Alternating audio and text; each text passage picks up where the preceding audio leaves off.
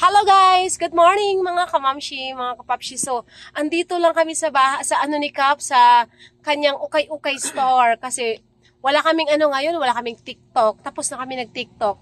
At tapos na rin kaming mamili. Diba nakita nyo naman, grabe ang aming nagmotor kami ni Kap. Ang among mga itsura, mga nakalugsong agikan sa laing planeta, diba? So, dito kami guys, kapag wala kaming magawa, dito lang kami nagtatambay sa ukay-ukay ni Kap. O, ayan. So, di ba? Dunyang-dunya ang datingan ni Kap. Hello, Kap. O, di ba? Dunyang-dunya ang datingan. Ay, may pababay-babay pang Miss Universe ang datingan.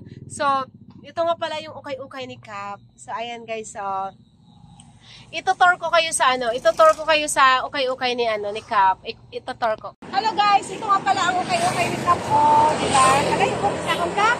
Sige na lang. Tara, ang kanyang ukay-ukay. Ganda siya ukay-ukay. Papakita ko sa inyo yung loob. Ayun pa. Tingnan mo doon. Ayan. Dami yan. Dito pa na side. So, ito. Diba? Diyan ka lang. Ayun na pagsunod sa akong Kap. Atras ka para makita. So, diba? Ang daming ukay-ukay nito.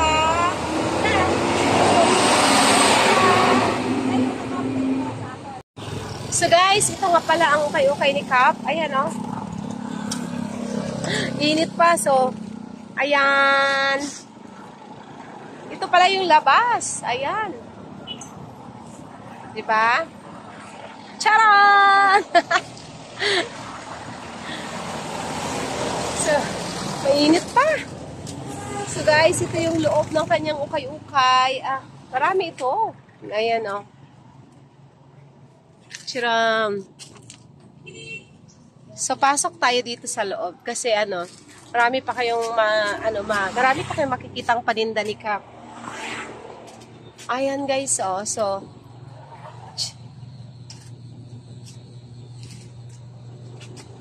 Kap, where are you, Kap? So, ayan si Kap, oh. Busy-busy sa kanyang, busy-busy sa kanyang tindahan.